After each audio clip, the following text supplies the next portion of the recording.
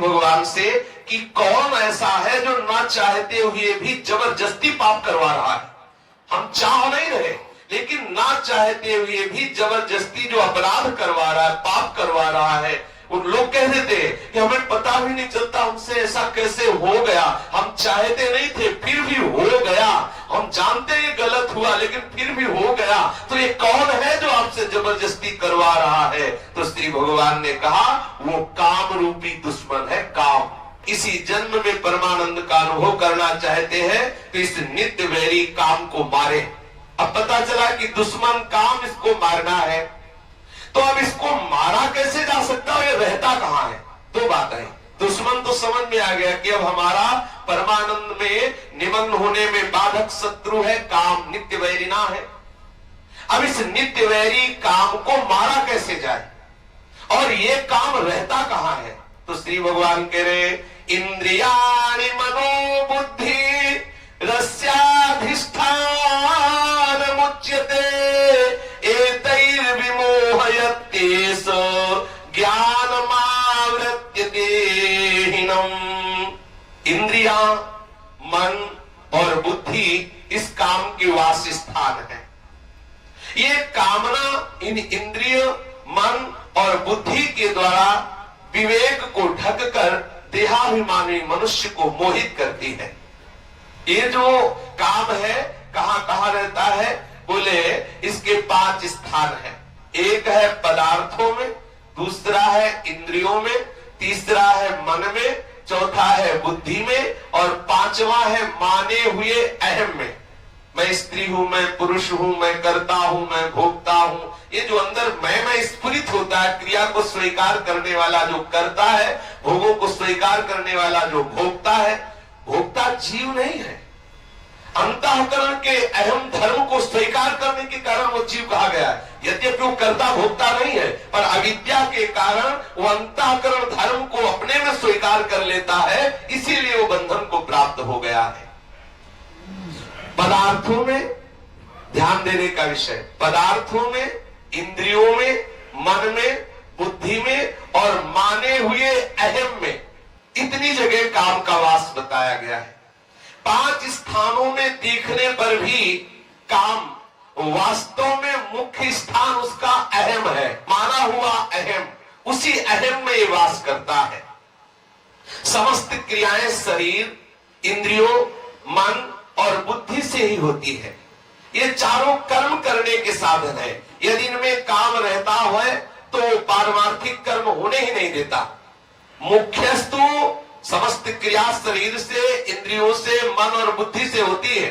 अगर मन, बुद्धि, शरीर और इंद्रियों में ही काम होता तो परमार्थिक क्रियाएं हो ही नहीं सकती थी, क्योंकि काम उनको आगे बढ़ने ही नहीं देता। मुख्यस्तु काम रहता है मैं में, अहम में।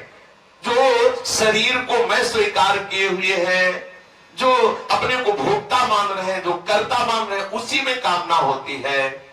अगर मुख्यस्तु अहम की शुद्धि हो जाए, अंतःकरण में जो अहम धर्म है वो निष्काम हो जाए, तो मति निष्काम हो जाएगी, मन निष्काम हो जाएगा, इंद्रियां निष्काम हो जाएगी, किसी भी तरह की कोई हृदय में अशांति, दुख नहीं रहेगा। मुख्यस्तु अहम को सुधारना है। इसीलिए गोस्वामी तुलसीदास जी ने कहा बिगड़ी जन्म अनेक की अब वही सुधरे आज। मुख्य बात समझिए, और इसीलिए कहा कि बिगड़ी जन्म अनेक की अब ही सुधरे आज, अभी इसी क्षण सुधर सकती। क्या? बोले हो राम को, जो तुमने अपने को शरीर का और संसार का मान रखा है, इसको अभी हटाओ। अभी आप अपने इष्ट को स्वीकार करो कि हे नाथ, जैसा भी मैं हूं आपका हूं। जैसे प्रभु कहते ममई वांसो, तू मेरा है, तो आप बोलो श्री कृष्ण मेरे हैं, मैं श्री कृष्ण का हूं। जगत में कामना ही एकमात्र बंधन है, दूसरा कोई बंधन नहीं है। बहुत सुंदर बात कह रहे काम बंधन में वही कम नान्य दस्ती है बंधनम। ये चाहिए, ये बात आते ही अंतःकरण में इतना क्लेश उत्पन्न हो जाएगा जो सहज आनंद स्वरूप में ढक जाएगा। हमें ये चाहिए, हमें ऐसी स्थिति चाहिए, ऐसा पदार्थ चाहिए, ऐसा व्यक्ति चाहिए, ऐसा वातावरण चाहिए। जिसको कुछ चाहिए वो अभी प्रभु की चाह से युक्त नहीं हुआ। जिसे प्रभु चाहिए उसे और कुछ नहीं चाहिए। जाही न चाही कबहू कछु, तो तुम सन सहज सने बसो निरंतर तासुर सोराउर निजगे। कोई दूसरा बंधन नहीं। आप जिस बंधन से छूटने के लिए संत समागम कर रहे हैं, साधना कर रहे हैं, तपस्या कर रहे हैं, शास्त्र स्वाध्याय कर रहे हैं, दान पुण्य कर रहे हैं, ठाकुर उपासना कर रहे हैं, वो बंधन कौन है? बोले काम, कामना। कामना का त्याग करने के लिए ही आप साधना कर रहे हैं, निष्काम होने के लिए। अगर हमारे हृदय में संसार की मान प्रतिष्ठा की, सुख भोग की, लोक परलोक की कोई भी कामना है तो अभी हमारी साधना ठीक नहीं है।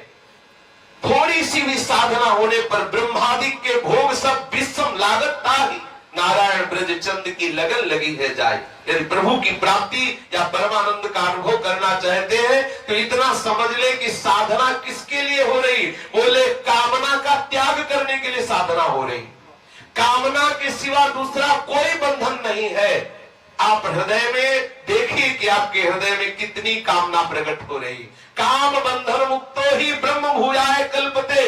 जिसके हृदय में कामना प्रकट होना बंद हो गई वो ब्रह्म स्वरूप हो जाता है, उसे अपने ब्रह्म स्वरूप का अनुभव हो जाता है, वो ब्रह्म भाव का तत्काल अनुभव कर लेता है। भगवत भाव में, ब्रह्म भाव में सबसे बड़ी बाधक बात क्या है? कामना। साधना किसके लिए हो रही? कामना के त्याग के लिए। तपस्या किसके लिए हो रही? इस कामना के त्याग के लिए। और हम सब कुछ कर रहे हैं। ज्योतिषी में विश्वास करना चाहिए। ज्योतिष शास्त्र है। परीक्षित जी जन्म लिए थे तो जन्म से लेकर मृत्यु तक का निकाल दिया था उन्होंने। इनको तक्षक सर्प काटेगा पूरा मृत्यु तक निकाल दिया था। पर ज्योतिष शास्त्र का ज्ञान हो तो ज्योतिष शास्त्र सत्य है, क्योंकि ज्योतिष शास्त्र है, कोई उसमें ऐसा नहीं। पर ज्योतिष शास्त्र का सत्य ज्ञान होना चाहिए। मतलब किसी को गलत उपदेश दे करके और उसको भयावह परिस्थिति में करके अर्थ लेने की वासना ना हो। और ज्योतिष शास्त्र का ज्ञान हो तो सही सटीक जन्म से मरण तक का हिसाब बता देगा। जन्म से मरण तक? हाँ, जन्म तक जिससे मरण तक का हिसाब बता देगा। ज्योतिष शास्त्र सत्य है, इसमें कोई संशय नहीं है। पर ये सिद्ध होना चाहिए, मतलब उसको उसका परिपक्व ज्ञान होना चाहिए। ज्योतिष शास्त्र ऐसे ऐसे विचार करने वाले जैसे तुम्हारी भैंस खो गई, अब वो आपका विचार किए तो आपको बता देंगे कि आपके गांव में दक्षिण कोने में 3 घर के बाद वो बंधी हुई है, तो चले जाओ, उठा खोल लो। ऐसा है ज्योतिष ज्ञान। सब मतलब ऐसा नहीं, भगवान ने सब शास्त्रों की रचना